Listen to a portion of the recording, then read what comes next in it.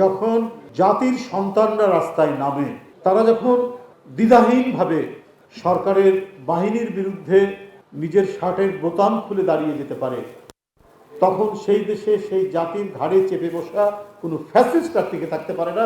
তার প্রমাণ হচ্ছে মুগ্ধরা, তার প্রমাণ হচ্ছে আবু সাইদরা, তার প্রমাণ হচ্ছে আহনাফরা, তার প্রমাণ হচ্ছে ওয়াসিম আকরাম। যারা গুপ্ত এবং সুপ্ত হয়ে আওয়ামী লীগের বোরখার নিচে যারা থাকেনি, আওয়ামী লীগের আবরণের মধ্যে যারা থাকেনি, যারা সত্য এবং নয়কে সুস্পষ্টভাবে রৌদ্রালোকের মধ্যে যারা বলেছে, তাদের বিরুদ্ধে আজকে কেন জানি মনে হচ্ছে সুপরিকল্পিতভাবে এক ধরনের মিথ্যা প্রোপাগান্ডা চালানোর চেষ্টা চালানো হচ্ছে। কিন্তু মানে জাতীয়তাবাদী শক্তির শিকড় এত গভীরে, এটা অশ্বত্থ গাছ বা বট গাছের যে শিকড় যত দূরে যায়, তার চাইতেও অনেক গভীরে শিকড়। এই শিকড়কে অপপ্রচার দিয়ে, মিথ্যার কোনো ঝলকানি দিয়ে এটিকে ঢেকে রাখা যাবে না।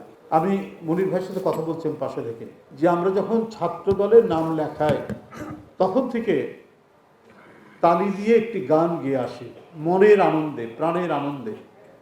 এবং আমরা যে ছাত্র রাজনীতি করার আরও বেশি শক্তি পেতাম প্রথম বাংলাদেশ আমার শেষ বাংলাদেশ, এই গানটি গেয়ে গেয়ে হাতে তালি দিতে দিতে আমাদের ছাত্র এবং ছাত্র রাজনীতির শুরু। সে লোকটি আবার পাশে বসা, মানে এটা আমাদের কাছে খুব আমাদেরকে অভিভূত করে যে এত বড় একজন গীতিকার, যার গান গেয়ে গিয়ে আমরা আমাদের তারুণ্যের কাল আমরা অতিক্রম করেছি, তিনি আমার পাশে বসা। যদি হঠাৎ করে আমাদের পাশে আমরা কাজী নজরুলকে দেখতে পাই, যেমন লাগবে ঠিক তেমনি।